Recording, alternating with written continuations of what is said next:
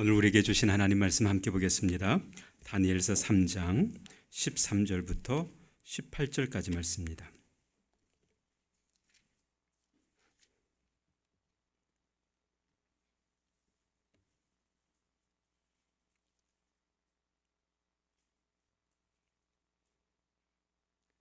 다니엘서 3장 13절부터 18절까지 말씀,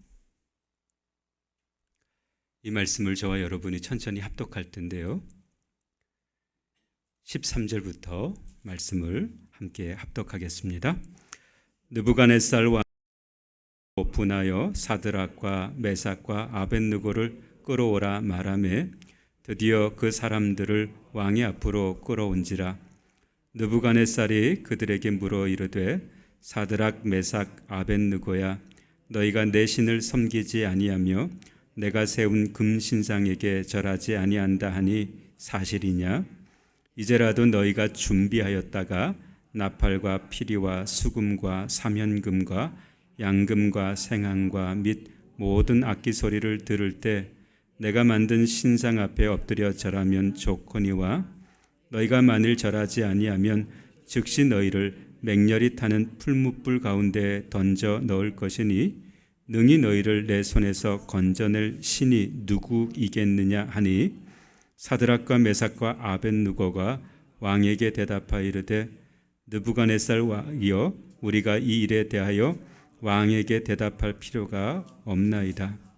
왕이여, 우리가 섬기는 하나님이 계시다면 우리를 맹렬히 타는 풀무불 가운데에서 능히 건져내시겠고 왕의 손에서도 건져내시리이다. 그렇게 하지 아니하실지라도 왕이여, 우리가 왕의 신들을 섬기지도 아니하고 왕이 세우신 금신상에게 절하지도 아니할 줄을 아옵소서. 아멘. 아멘. 오늘 2부 예배에 나오신 모든 분들을 환영하고 축복합니다. 오늘 우리 하나님께서 저와 여러분 가운데 주신 이 말씀으로 크신 은혜 은총 베풀어 주시기를 간절히 소원합니다. 예배를 시작하면서 절을 하나 하려고 합니다. 300이라고 하는 영화인데요. 제국의 부활이라고 하는 부제가 붙은 영화입니다. 우리 이 영화를 잠깐 동안 같이 시청하도록 하겠습니다.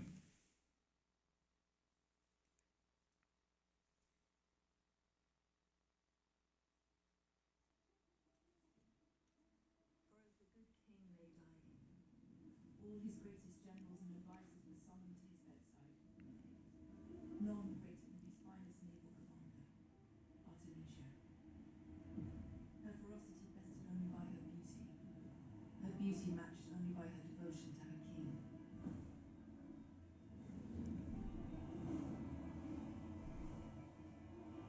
Darius favored Artemisia among his generals, for she had brought him victory on the battlefield. In her, he had the perfect warrior protege that his son Xerxes would never be.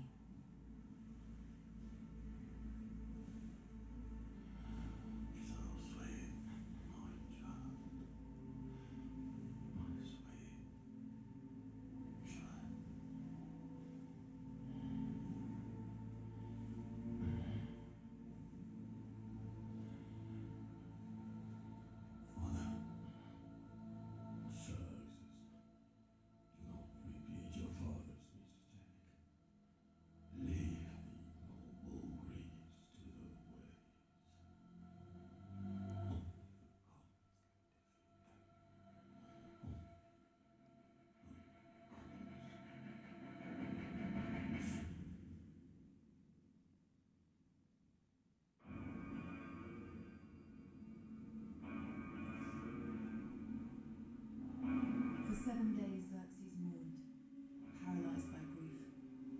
On the 8th day, Artemisia whispered the seed of madness that would consume him. Father's words were not a warning, but a challenge. Only the gods can defeat the Greeks. You will be the God King.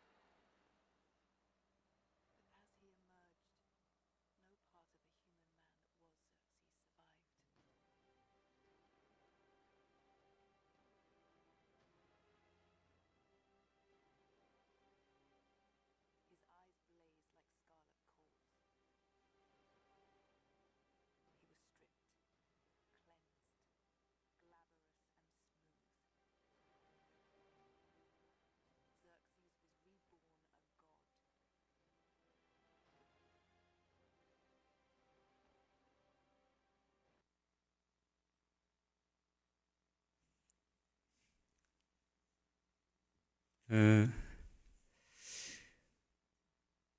그리스와 페르시아의 전쟁을 다룬 영화입니다. 특별히 제국의 부활이라고 하는 영화는 살라미스 해전을 주요 전쟁의 소재로 삼고 있죠.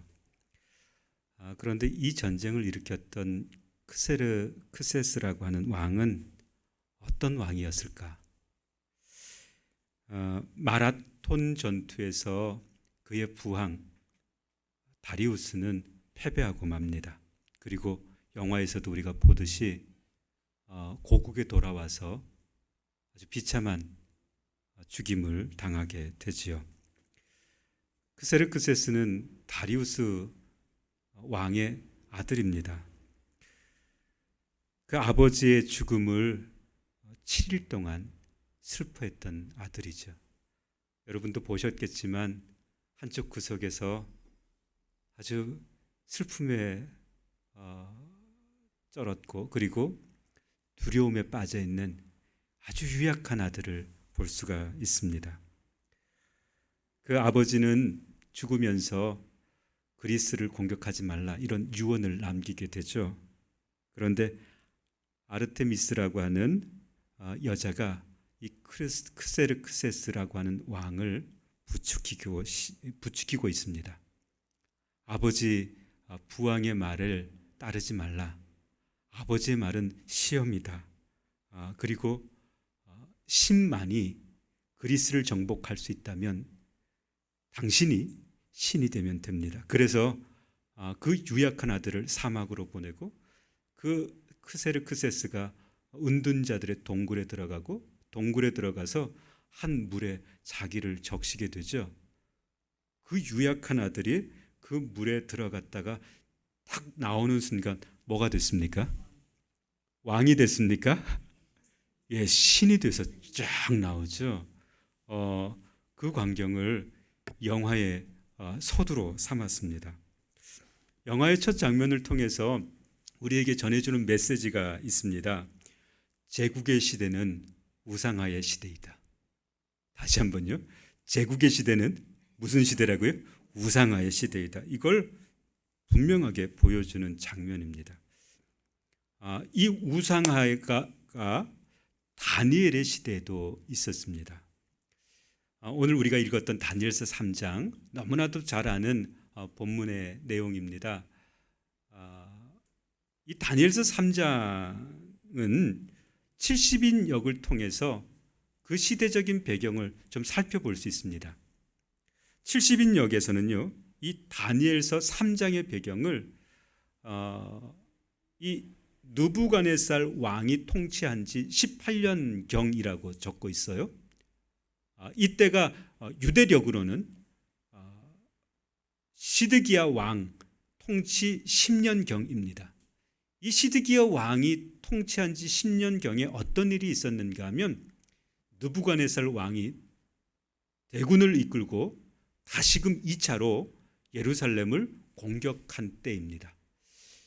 예루살렘을 공격해서는 지난번에는 예루살렘 성전에 들어가서 기물을 얼마 정도 꺼내갔지만 이번에는 예루살렘 성전을 아주 그냥 싹 멸절시켰습니다. 예루살렘 성전 돌 위에 돌 하나 남지 않도록 다 무너뜨리고 가버렸습니다.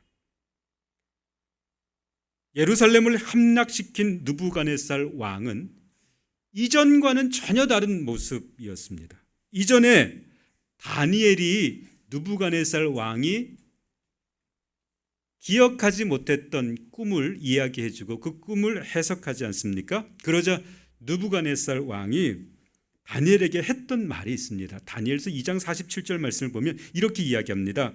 너희 하나님은 모든 신들 가운데서 가장 위대하시며 모든 왕들의 주가 되시는 것을 알았다.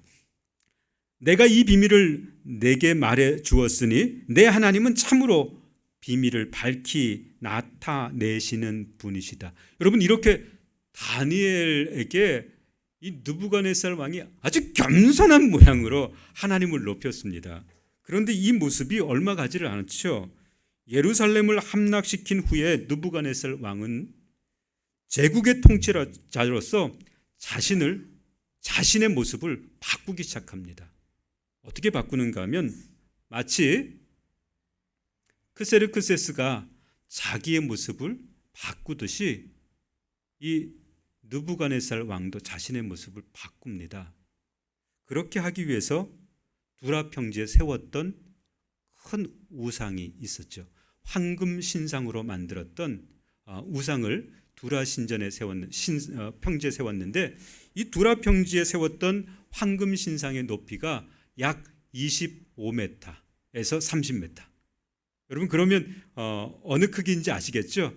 25m 정도의 높이면 지금 아파트 한 10층, 11층 정도의 높이, 그 정도 높이의 큰 신상을 세웠습니다. 그리고 제막식을 했죠. 제막식을 하는 데 왕의 명령이 떨어집니다. 그 왕의 명령이 5절입니다. 3장 5절 말씀을 보면 왕의 명령이 이렇게 떨어지죠. 같이 한번 3장 5절을 읽겠습니다. 시작. 너희는 나팔과 피리와 수금과 사면금과 양금과 생황과 및 모든 악기 소리를 들을 때 엎드려 느부갓네살 왕이 세운 금 신상에게 절하라. 여러분, 이 금 신상을 누가 세웠다고요? 느부갓네살 왕이. 그러면 이 금 신상에게 절을 하면 누가 그 절을 받겠습니까? 누가 공경을 받겠습니까? 바로 그 금신상을 세운 느부갓네살 왕이. 다시 말하면 이 금신상에게 절하라고 하는 것은 이제 느부갓네살 왕이 자신을 우상화하기 시작했다라고 말해도 과언이 아닙니다. 그렇지 않으면 어떻게 됩니까? 6절 말씀은 이렇게 기록하고 있죠. 6절입니다. 같이 읽겠습니다. 시작. 누구든지 엎드려 절하지 아니하는 자는 즉시 맹렬히 타는 풀무불에 던져 넣으리라 하였더라. 풀무불에 던져 넣겠다, 이렇게 말하고 있습니다. 느부갓네살의 자기 우상화 작업, 그리고 제국의 시대는 이 우상화 작업이 본색을 드러내며 진행되었던 때, 그때가 바로 제국의 시대였다, 이걸 알 수가 있습니다. 여러분, 에스더서를 우리가 읽을 때 이 관점에서 읽어야 됩니다. 그래야 에스더서가 정확하게 해석이 될 수 있습니다. 에스더서 역시 페르시아 제국을 배경으로 삼고 있죠. 아하수에로 왕. 이 아하수에로 왕이 자기 자신을 우상화하고 있을 때 벌어졌던 일이 바로 에스더서의 내용이 됩니다.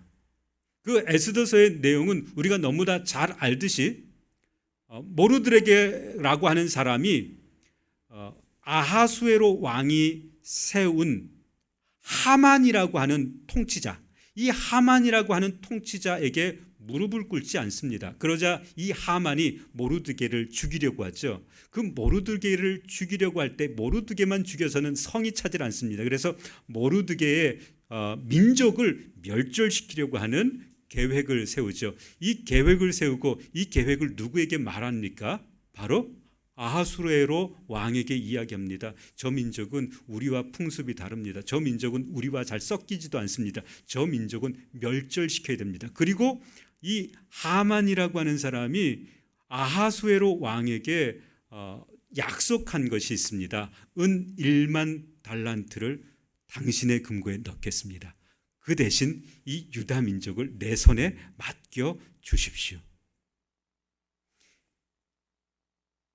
하만이라고 하는 사람을 높인 사람이 누구인가 하면 바로 아하수에로 왕입니다. 그런데 하만에게 무릎 꿇지 않는다는 것은 곧 누구에게도 무릎 꿇지 않는다는 거예요. 아하수에로 왕에게도 무릎 꿇지 않는다. 그래서 아하수에로 왕이 돈을 받고 그럼 죽여라. 그리고 손에 맡겼던, 하만의 손에 맡겨졌던 민족이 바로 유다 민족입니다. 그 유다 민족을 살리는 역사, 에스더 왕후로부터 모르드게로 말미암아 이 유다 민족이 다시금 살아나는, 건짐을 받는 그 내용이 에스더서를 차지하고 있죠. 여러분, 그런데 에스더서를 읽으면서 좀 이해가 안 되는 부분이 하나 있습니다. 그 부분이 어떤 부분인가 하면 아하수에로 왕은 분명히 하만의 그 음모를 다 알고 있었습니다. 그런데 에스더로부터 왕후 에스더로부터 그 유다 민족이 멸절될 음모를 이 하만이 꾸미고 있습니다. 이 보고를 에스더로부터 들었던 아하수에로 왕이 급작스럽게 분노합니다. 그리고 하만을 오히려 죽이게 되죠. 왜 그랬을까요? 에스더 왕후로부터 보고를 받을 때 이 아하수에로 왕은 하만이 자기 자신을 높이고 자기 자신을 우상화한다는 것을 그제서야 아는 겁니다. 하만은 신하로서 누구를 높여야 됩니까? 왕을 높여야 되고 누구를 신격화해야 합니까? 바로 아하수에로 왕을 우상화했어야 했습니다. 그런데 하만이 은밀하게 누구를 높인 거예요? 자기 자신을 높이고 자신을 우상화했다는 것을 이 아하수에로 왕이 비로소 왕후 에스더의 보고를 통해서 알게 된 거죠. 급작스럽게 분노했던 이 아하수에로 왕이 이 하만을 죽이는 역사, 그리고 유다 민족이 살아나는 역사, 그게 바로 뭐라고요? 에스더서입니다. 이렇게 에스더서를 보면 제국의 시대에 우상화 작업이 어떻게 일어났는가를 알게 되죠. 여러분, 이런 우상화 작업이 제국의 시대에만 있었는가? 그렇지 않습니다. 세상이 존재하는 그 모든 시간 동안 우상화 작업은 진행되어져 왔습니다. 제국의 시대와는 좀 다르게 말입니다. 제국의 시대는 드러내놓고 본색을 드러내놓고 우상화 작업을 시작했지만 여러분, 제국의 시대가 끝난 이후부터는 세상은 은밀하고 그리고 교묘하게 우상화 작업을 시작해 왔습니다. 혹시 여러분 학교 다닐 때 한번 기억해 보십시오. 요즘 아이들은 잘 모르겠죠, 그죠?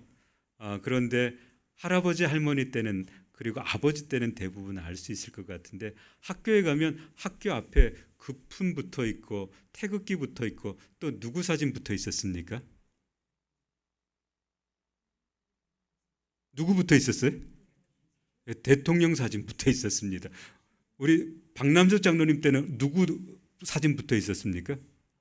박정희 대통령의 사진이 저 때는 박정희 사진이 붙어 있다가 떼어지고 누구 사진 붙은지 아십니까? 전두환 사진이 딱 붙어 있었습니다. 안 그러셨어요? 안 모르세요? 학교 가면 그렇게 붙어 있었습니다. 여러분, 이게 무슨 작업을 한 거예요? 우상화 작업을 한 겁니다. 세상은 은밀하게 그렇게 통치자를 우상화 시켜냈던 거죠. 지금 저는 평양을 안 가봐서 잘 모르겠습니다. 만수대라고 하는 평양에 가면 동상이 세워져 있죠. 누구의 동상 세워져 있습니까? 김일성 동상과 또 김정은 동상이 세워져 있죠. 김정은 맞죠? 김정일과 그 아들이 누구죠? 김일성. 두 사람의 동상이 세워져 있죠. 여러분, 그 동상을 지나치는 사람들 다 어떻게 지나치는지 아세요? 어떻게 지나칩니까? 아주 겸손한 자세로 인사를 한 번씩 하고 지나친다 그러죠. 여러분, 무슨 작업한 거예요? 우상화 작업한 겁니다. 제국의 시대는 이렇게 드러내놓고, 그런데 요즘 시대는 이렇게 합니까, 안 합니까? 요즘 시대는 이렇게 안 하죠. 요즘 시대는요, 아주 은밀하게 우상화 작업이 시작이 됩니다. 팬이라고 하는 명목하에, 그리고 자신을 좋아하는 것으로 말미암아 우상화 작업이 시작이 됩니다. 여러분, 팬 누구 좋아하세요? 우리 유리는 누구 좋아해요? 유리는 누구 좋아해요? 좋아하는 사람 없어요? 없어요. 찬이는 누구 좋아해요? 운동선수도 없어요? 여러분, 팬의 심리를 이용해서 우상화 작업을 시작할 때가 정말 많습니다. 연예인도, 또 재력가도, 심지어 유튜버도, 재능도, 명예도, 돈도 여러분 우상화 작업의 소재가 될 수 있습니다. 여러분은 어디에 마음을 뺏기세요? 그리고 누구에게 마음을 주세요? 오늘 아침에 저희 집에서는 한바탕 저를 또 무시하는 일이 일어났습니다. 요즘 재난 기본 소득 준다고 그러죠. 재난 기본 소득 받으신 분도 계시고 안 받으신 분도 계실 텐데 재난 기본 소득 아직 저도 받다 보지를 못했고 신청을 안 해봤습니다. 연제구에서 나오는 재난 기본 소득은 15일부터 25일 사이에 와서 신청하고 받으세요. 그래서 18일 올 때까지 기다리고 있거든요. 그리고 나라에서 주는 재난 기본 소득 그건 어떻게 받는지를 아직 저는 자세히 모르겠습니다. 그랬더니 우리 아이들 하는 말 저러다가 또 놓쳐버리지. 저것 그냥 기본소득 저거 그냥 기부금으로 또 넘어가지 않을까? 우리 아빠는 아마 충분히 그러고 남을 거야. 그리고 저를 무시하더라고요. 저 그렇게 무시당할 사람 아닌데. 근데 여러분 제가 거기에 관심이 많았으면 줄줄줄 읊을 수 있을 겁니다. 어떻게 신청하고 어떻게 받을 수 있는 건지. 근데 그렇게 크게 관심은 없어요. 왜? 제 몫은 누가 가져가지를 않으니까요. 제 몫은 분명히 있으니까. 어떻게든 제가 받을 수는 있으니까. 근데 여러분 한번 생각해 보십시오. 재난 기본 소득을 준다는 그 시점부터 해서 여러분 모든 관심이 다 그거 받을 때까지 모든 관심이 어디가 있었습니까? 예, 거기가 있었습니다.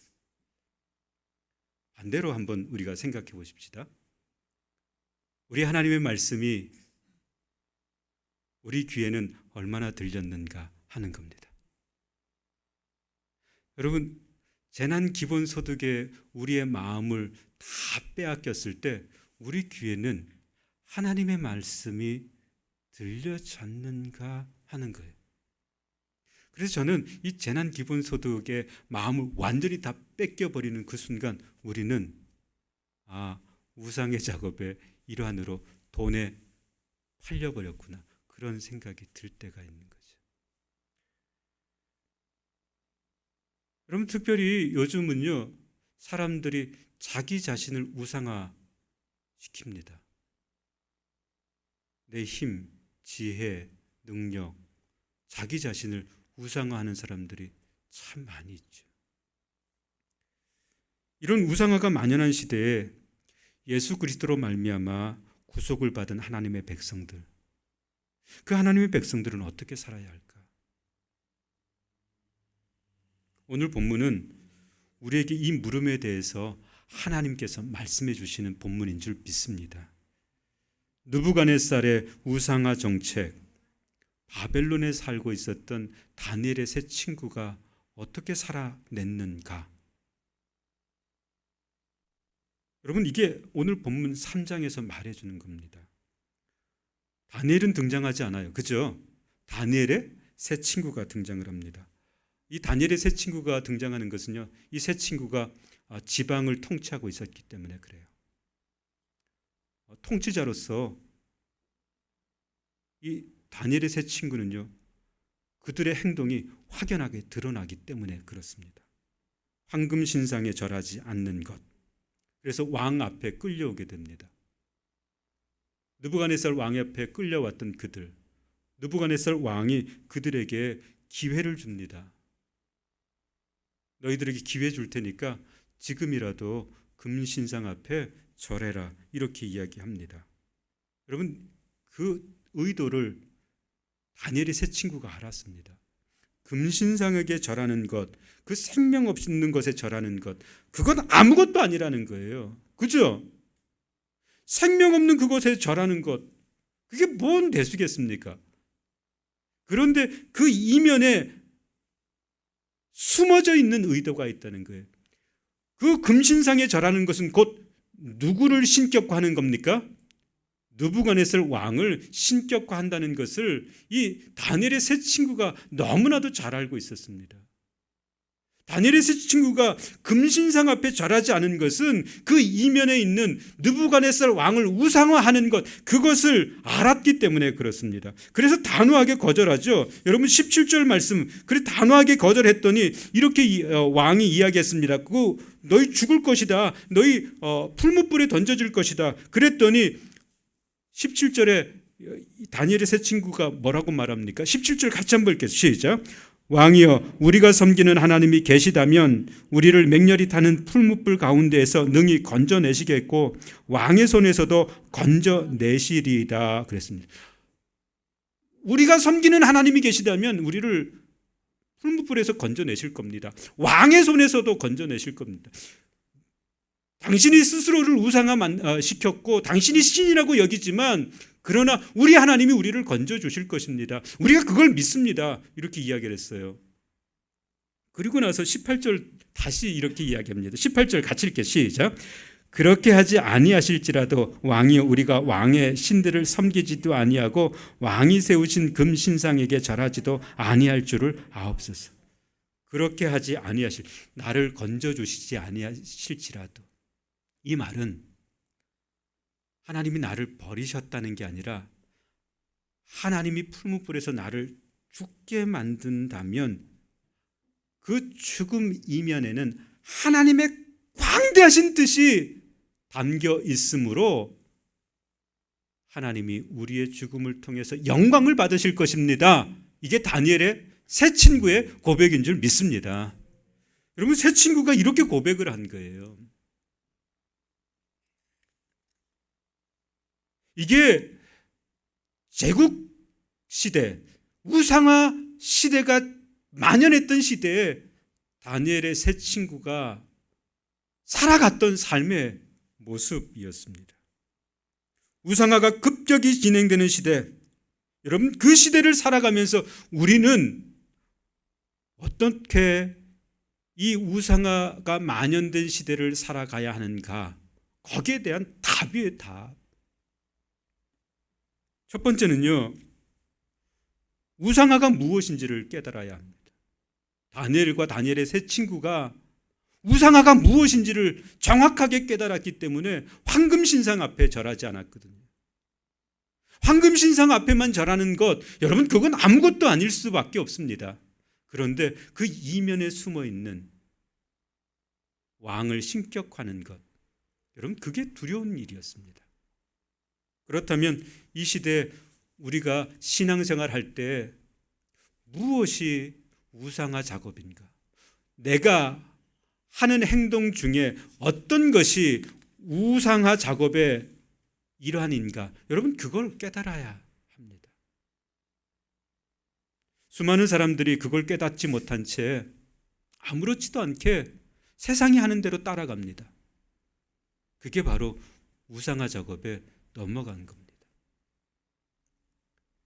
그러므로 오늘 이 시대에 우리가 살면서 첫 번째 해야 할 것은 우상화 작업이 무엇인가? 우리를 속이고 우리를 넘어뜨리려고 하는 것이 무엇인가를 깨달아 알아야 하는 줄 믿습니다. 두 번째, 우상화에 물들지 않겠다는 분명한 의지입니다. 다니엘과 그 세 친구는요, 어떤 위협이나 핍박을 받는다 할지라도 넘어가지 않겠다, 이 결단을 세웠던 사람입니다. 여러분, 이 결단이 저와 여러분 가운데도 있게 되기를 주님의 이름으로 축원을 드립니다. 우리 한번 같이 기도하셨으면 좋겠습니다. 여러분 눈을 감으시고 우리 말씀을 기억하면서 같이 기도했으면 좋겠습니다. 오늘 이 시대는 우상화 작업이 어떻게 진행되고 있는가? 여러분 그거 깨닫지 못하면 우리는 넘어갈 수밖에 없습니다.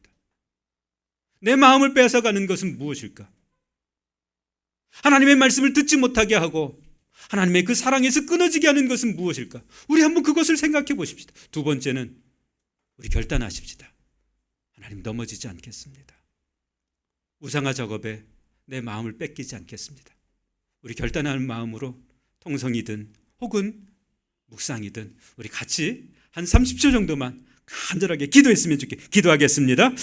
사랑과 은혜가 충만하신 하나님, 이 시간 우리에게 말씀하여 주심을 감사합니다. 주신 말씀 기억하며 주님, 그 말씀 앞에 우리의 무릎을 꿇습니다. 이 시대에 우리가 살아갈 때 우상화 작업이 어떻게 일어나는가를 보기를 원합니다. 주님뿐만 아니라 이 시대에 다시 한번 내 마음을 결단합니다.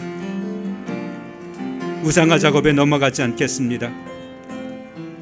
우상에게 절하지 않겠습니다. 그것이 사람이든 그것이 재물이든 주님, 내 마음 주지 않겠습니다. 오직 주께만 영광, 오직 주께만 영광을 돌리겠습니다. 주님 홀로 받아 주시옵소서. 감사드립니다. 예수님의 이름으로 기도하옵나이다. 아멘. 이 시간